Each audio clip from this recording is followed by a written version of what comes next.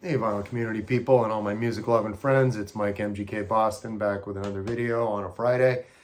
Very cool, very cold morning today. Just blew in. We're in effectively almost at frost time, so it's fine with me with my seasonal allergies, and I'm a big runner, as I've mentioned before, so I do prefer these cooler temperatures for those reasons. Although I do miss summer, but like every season, it rolls around again. So anyway, I just wanted to do a video today. It's going to be a little longer today, just to forewarn you. I went to that record show 2 weeks ago, this coming Sunday, in Burlington, Massachusetts, just up the road from here, about half an hour. And it was a really good show. Same outfit put it on that did the one in the spring.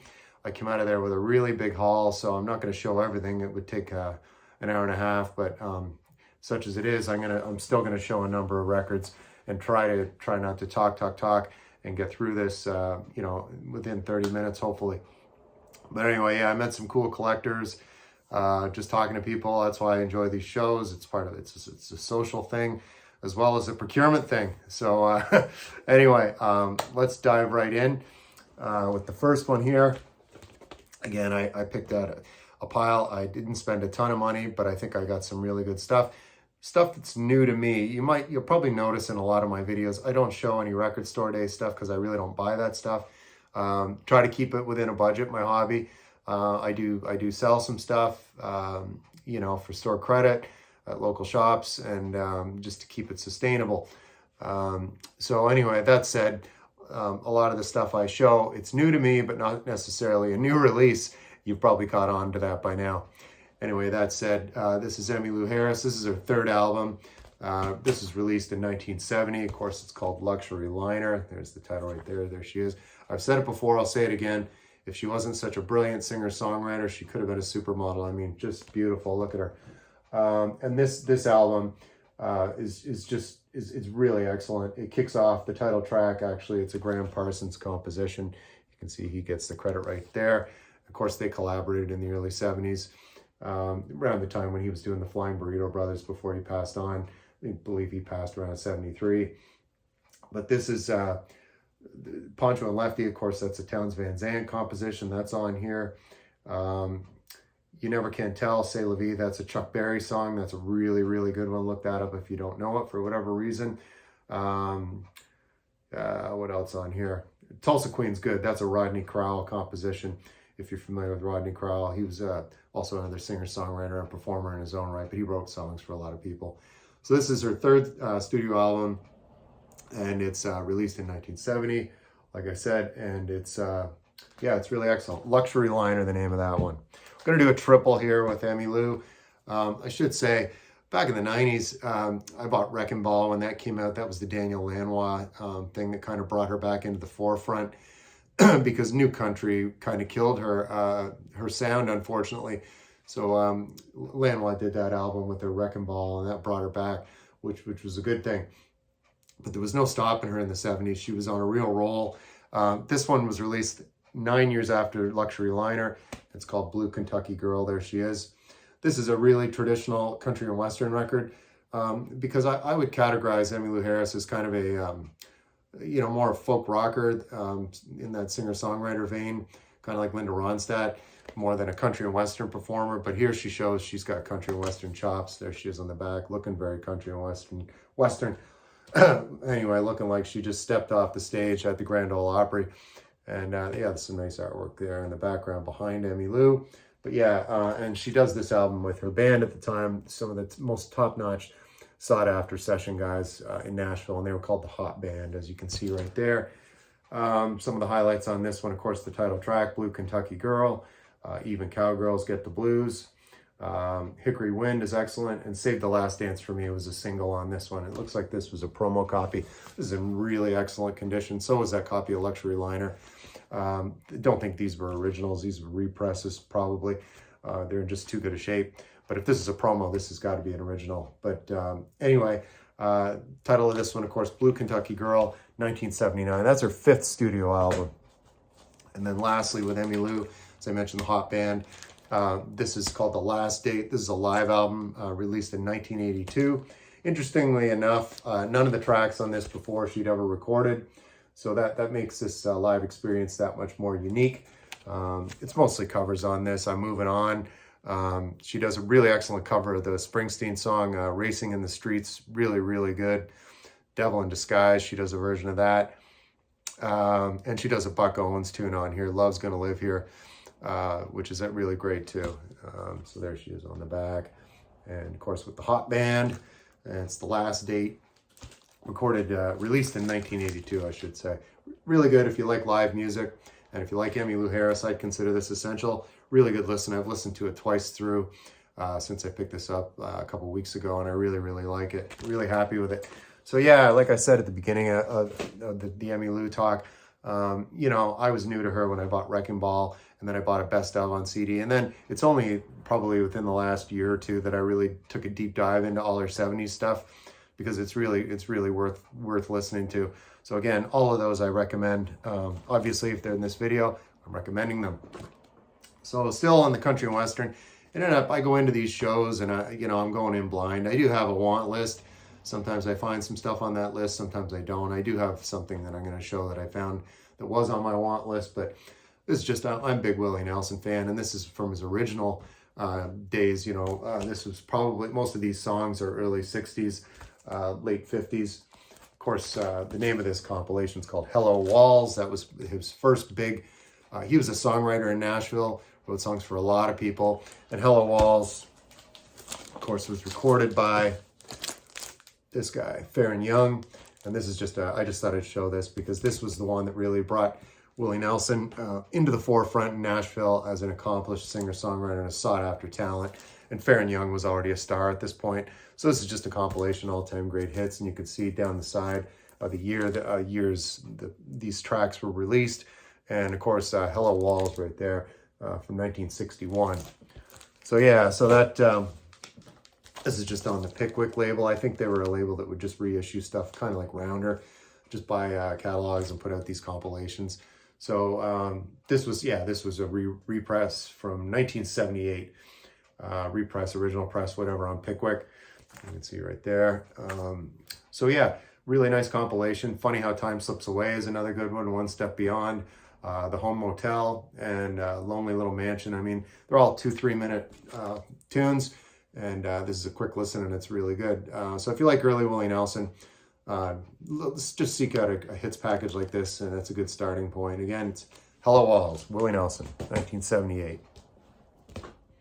Going a little alt country here, cowpunk, if you will. It was a movement, late 70s, early 80s in the United States. If you're familiar with Jason and the Scorchers or the Long Riders is another band, you definitely would be digging Rank and File. They're from Southern California. I think they're from the LA area. This was recorded in San Francisco, so they might have been from the Bay Area. I'm not certain. I know they're from California. Formed around two brothers, Chip Kinman and Tony Kinman. Chip was the lead vocalist, rhythm guitar, and Tony Kinman on bass and vocals. Another guy here in the band, Alejandro Escovedo. I'm going to talk about him a little more in a second. He was the lead guitarist. But they did this album. This is not self-titled. It's called Sundown. So a couple of key highlights on this. Amanda Ruth is a great track that opens it up. Glad I'm Not in Love is good. And they actually have a tune called Rank and File, which is good. Those are just three highlights. Lucky Day is really good too. But yeah, if you like that cowpunk stuff, like I said, Jason and the Scorchers, Long Riders, this fits right into that genre, and it's a really good album. I had this on a cassette at one point when I was a lot younger, around the time this came out, and it's long gone. So when I saw this, I picked it up, $5 record, and it's in great condition, of course. So yeah, it's Rank and File, Sundown, their debut. I think the release date on this one is 1982. Yeah, and they were on the indie label Slash. And that, of course, was distributed by Warner Brothers at the time. So as I mentioned, the lead guitarist, Alejandro Escovedo, this is an album. He still does, had a long-running career as a solo artist, sings, plays guitar, and he has a band. But this is more, it's not the cowpunk thing. It's more just, I'd call this American roots rock. And for my friends in Canada, definitely, this guy has a Blue Rodeo vibe to it. Anybody familiar with Blue Rodeo would know that. My friend Rob over at Northern Revolutions. Rob, seek this out. I know this is probably in your wheelhouse.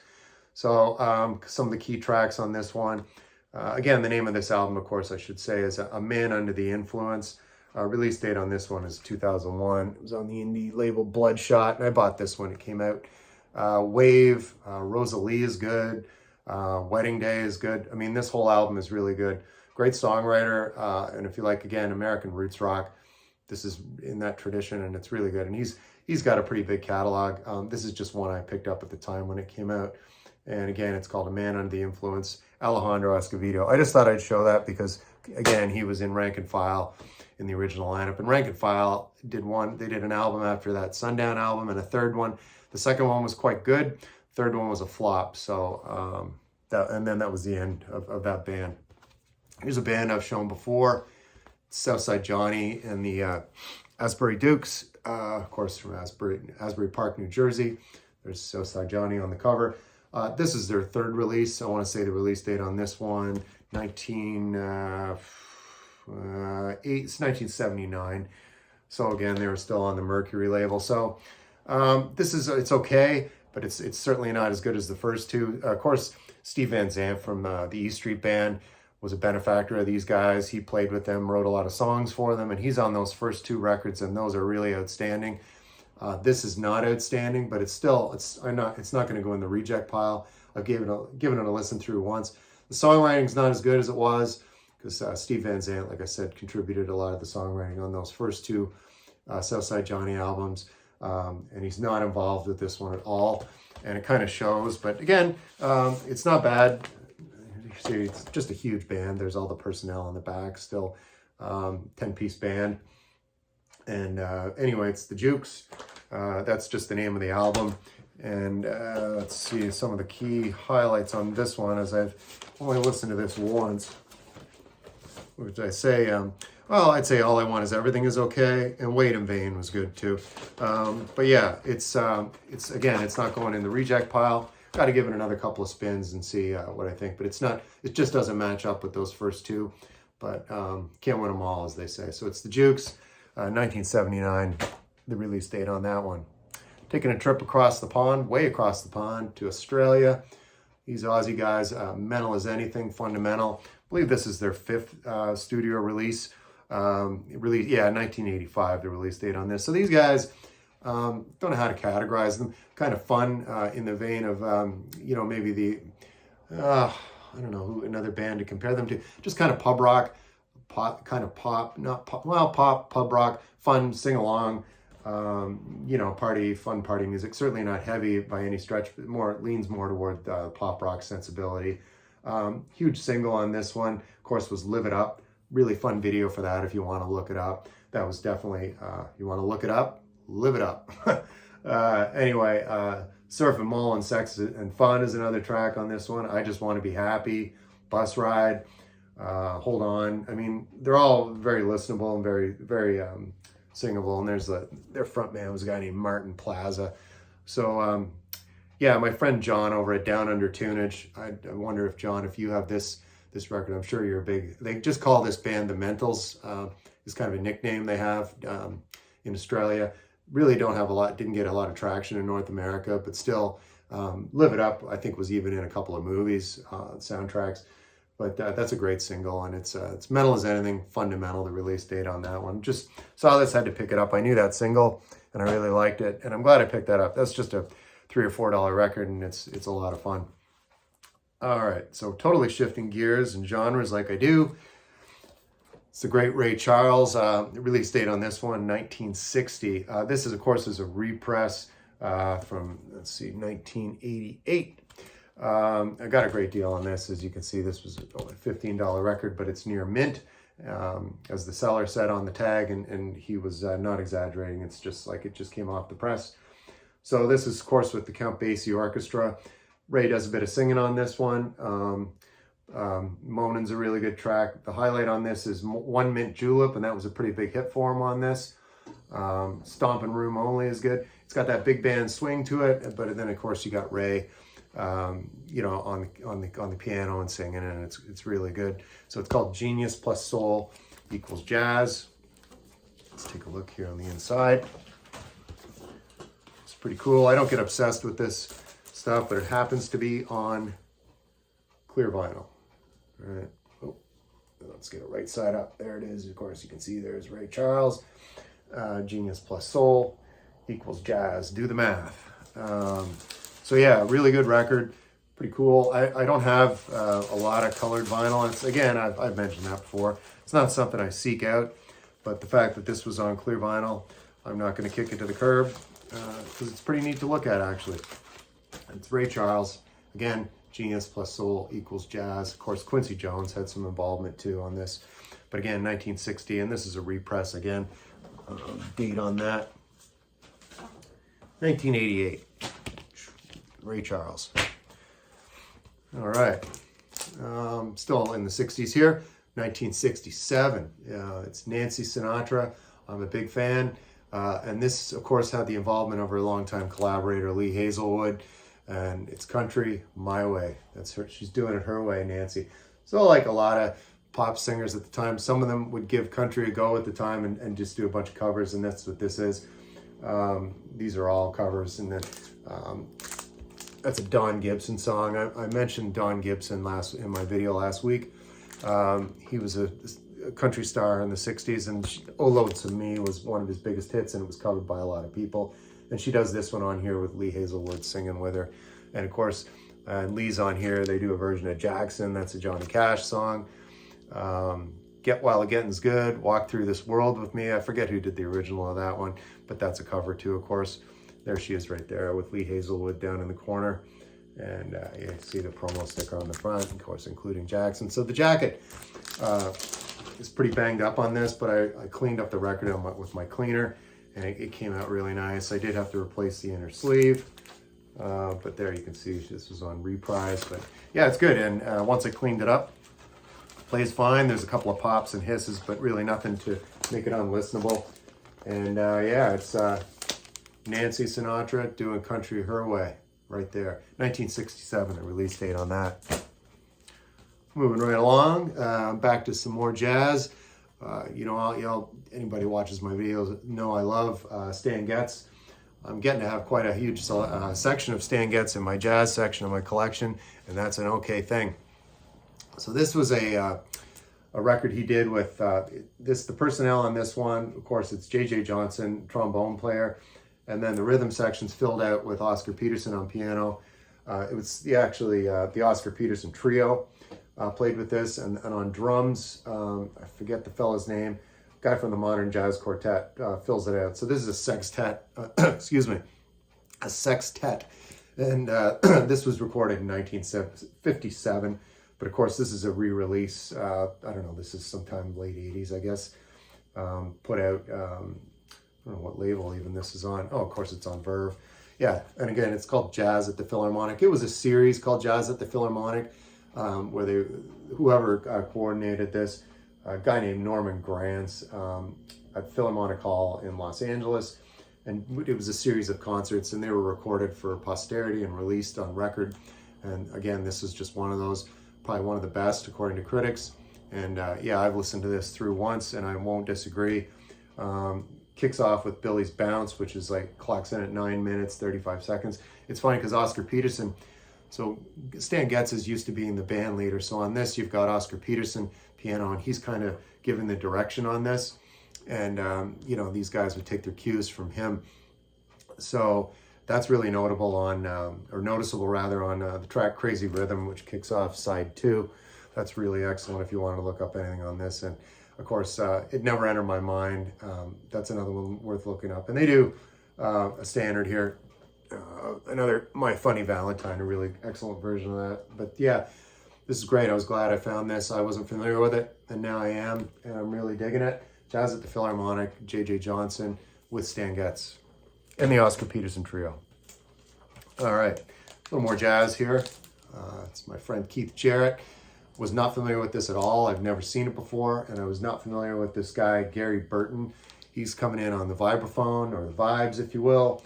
And then the other personnel on here, a guy named Sam Brown on guitar, Steve Swallow on bass, and Bill Goodwin on drums. Not familiar with any of these players, but they're with Keith, and Keith's top notch. So of course these personnel are really good players, and there's Gary Burton right there on the vibes, getting into it. So yeah, this is good on the Atlantic label. Again, I've listened to all of these records once, a couple of these twice, like I said. This one I've given a listen through once, and I'm definitely going to keep it. It's really different with different record for Keith Jarrett. I like him on his own, but I do when he plays with others. Sometimes it's a nice surprise, and this is no exception. Moonchild on this is very good. Kicks off with a track called "Grow Your Own." I can only know what that's referencing. You can use your imagination with that one. And it's Gary Burton, Keith Jarrett. Release date on this one's 1971. Sorry, I'll take that back. But yeah, it's really nice listen. It's really cool, actually, with the vibes up against Keith's piano. And of course, you've got a lead guitar and a bass player and a drummer too on this. So yeah, very nice. Keith Jarrett and Gary Burton, 1971. Back to the singer-songwriters. This is Rita Coolidge. This would be her third studio release. I have her first solo debut. I do not have the second one. This was one I was sort of familiar with. I really am now. I actually listened to this through twice last night. I listened to it once and then I listened to it again. It is so good. What a nice surprise this was, and it's in excellent shape. This is, of course, an original from 1972. And, of course, Rita started her career as a backup singer with a few different people. Of note, she was on the Mad Dogs and Englishmen tour with Joe Cocker. Excellent vocalist. So it kicks off probably the best song on this record. It's a song called My Crew, just a really beautiful ballad. There she is chilling out. That doesn't say 1971. I don't know what does. Or 72 rather. There she is on the front. She was of Cherokee heritage. I don't know on her mother or father's side, so there's got a bit of that Native American vibe going.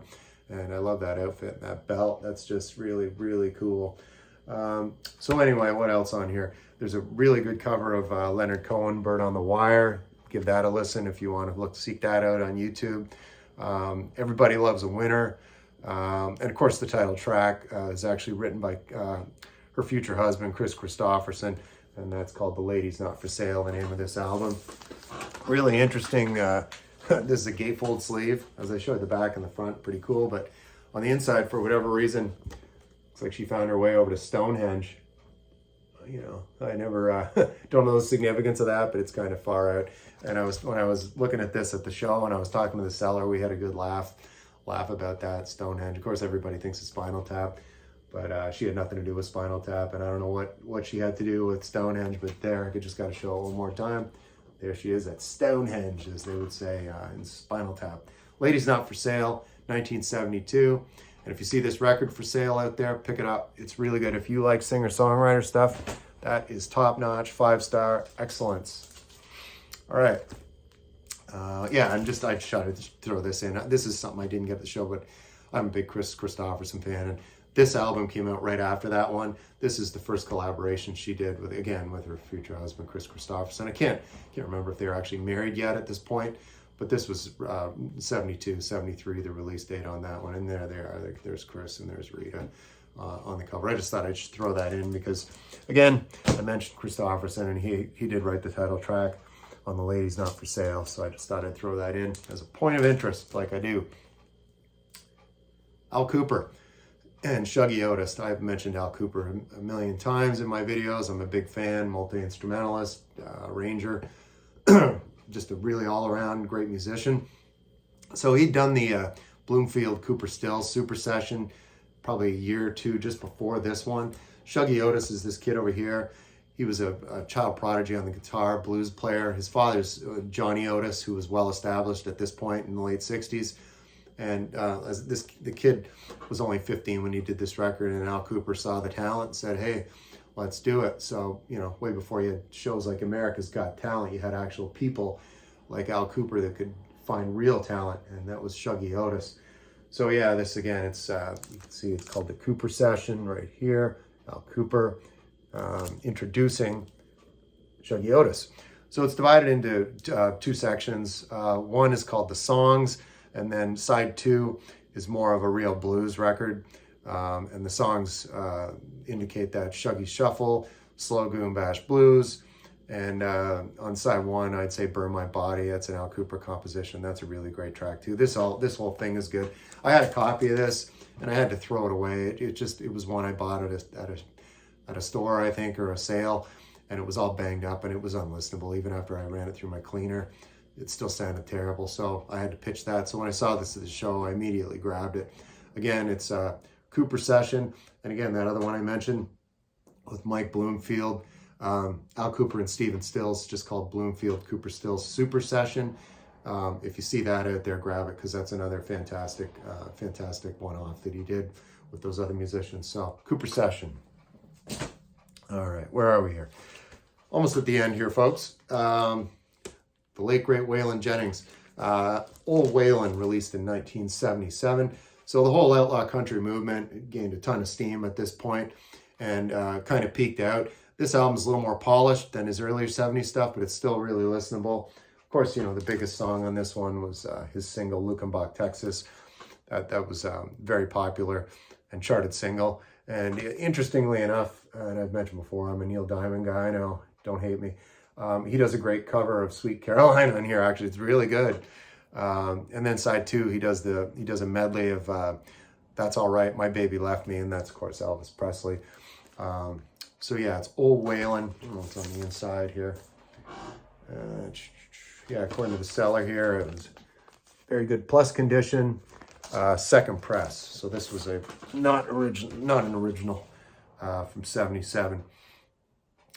So there's his band, it would have been the crew for the tour. There's the 18-wheeler behind them. Nothing special here on the inside. Just he was on RCA. Yeah, it's Old Waylon. So I got a bunch of Waylon Jennings now. I think I'm kind of done, because this is kind of where he peaked out for me. So this will be probably it for me for the Waylon stuff. But yeah, release date on this one again, 1977. Old Waylon, Waylon Jennings. All right. Here we are, the killer himself. Not late great, but a couple of days ago, ironically, because I like the celebrity gossip crap, TMZ reported he was dead 2 days ago. It was false. Rumors of my death have been falsely exaggerated, as the saying goes. Jerry Lee is still around, and I think he's probably pushing 90 years old. This was 1972, the release on this one. He was well past his heyday. This guy was 50s into the early 60s and kind of went away for a while. This was kind of a comeback. He went and played, there was a rock and roll revival concert in 1972, actually at Wembley Stadium in London, England. So go on, if you're on YouTube, look up some of the footage from that. It's just incredible. This guy, I mean, what a showman. He breathes new life into some of these songs on here. Lonely Weekends, that's a Don Gibson country tune. Or no, sorry, that was Charlie Rich composition. I take that back. Does a great version of that. CC Rider, absolutely blistering version of that. Turn On Your Love Light. Don't Be Cruel. There's the track listing on the back. I mean, they're all really good. There he is right there. So yeah, obviously, it's 1972. His hair was a little longer.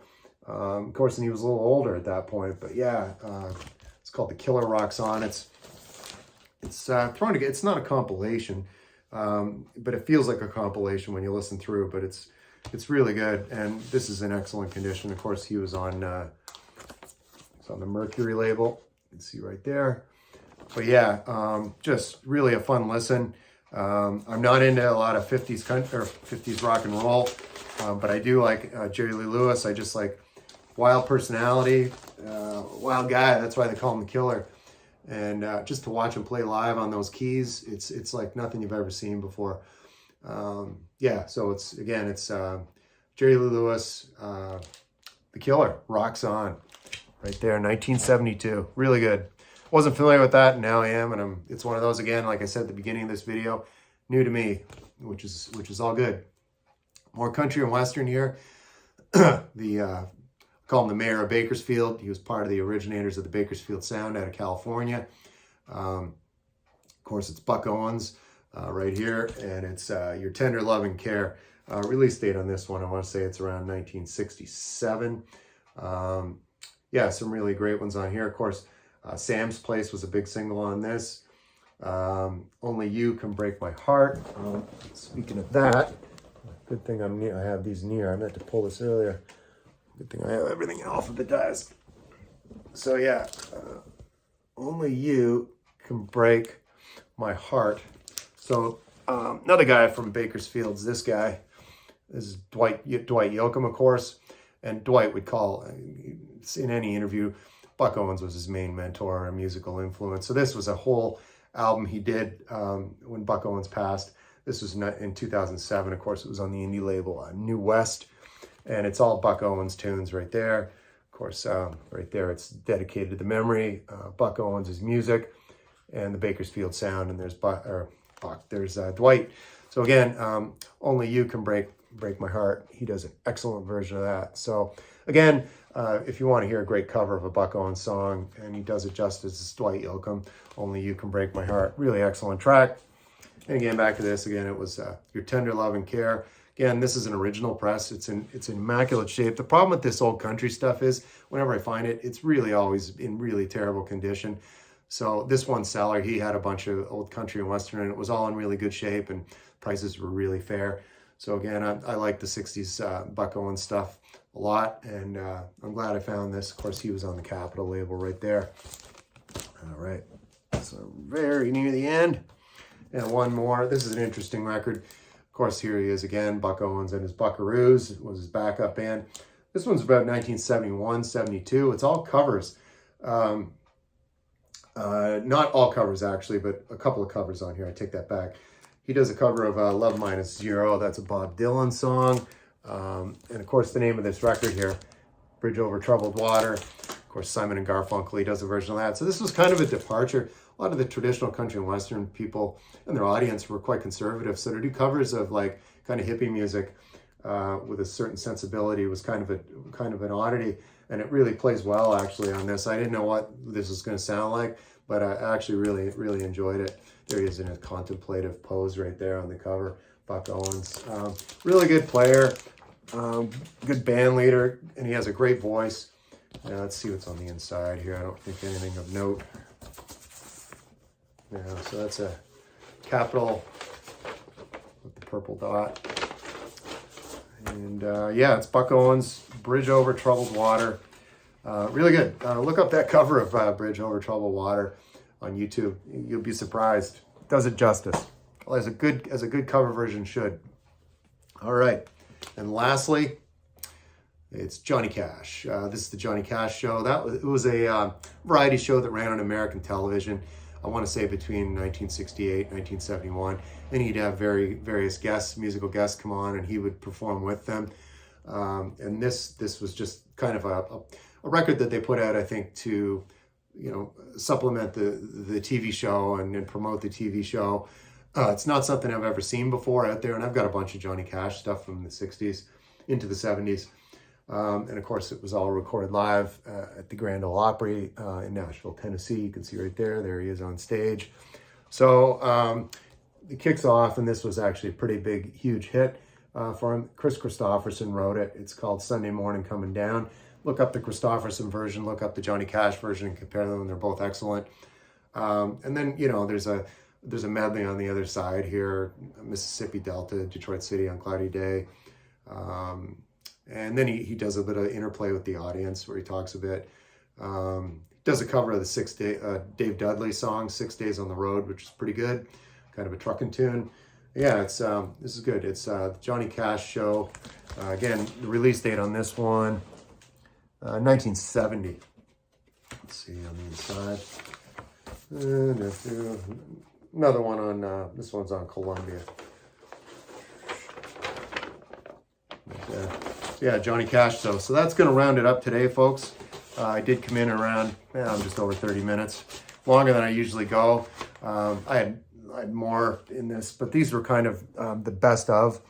I really didn't have any. I got one reject that I bought from the pile, but I dropped about $150 and I came out with a huge stack of wax. Excuse me. Like I said, I was there for probably a couple hours, and I talked to a lot of cool people. So anyway, I'll be going to the same outfits, putting on another show there in January up in Burlington at that same hotel venue, Hilton Garden Inn, if you're in the New England area. So you could look that up. It's right after New Year's. I want to say it's around January 6th, January 7th, in that ballpark. There'll be another show there on a Sunday, and I'll be there. So anyway, folks, thanks for watching the video. Have a great weekend.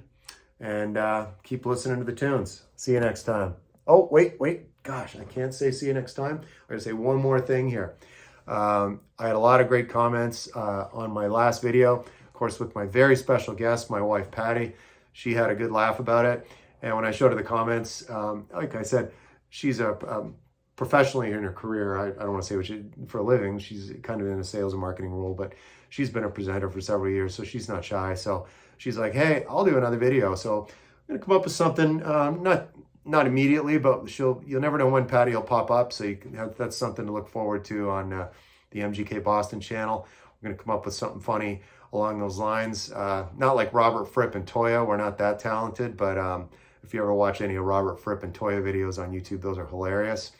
Of course, the great guitarist Robert Fripp, if you're not familiar, look those up. But anyway, folks, I just wanted to mention that people really seem to enjoy it, and we had a good laugh looking at the video after too as well. So anyway, folks, now I'll officially say goodbye and say see you next time. Signing off.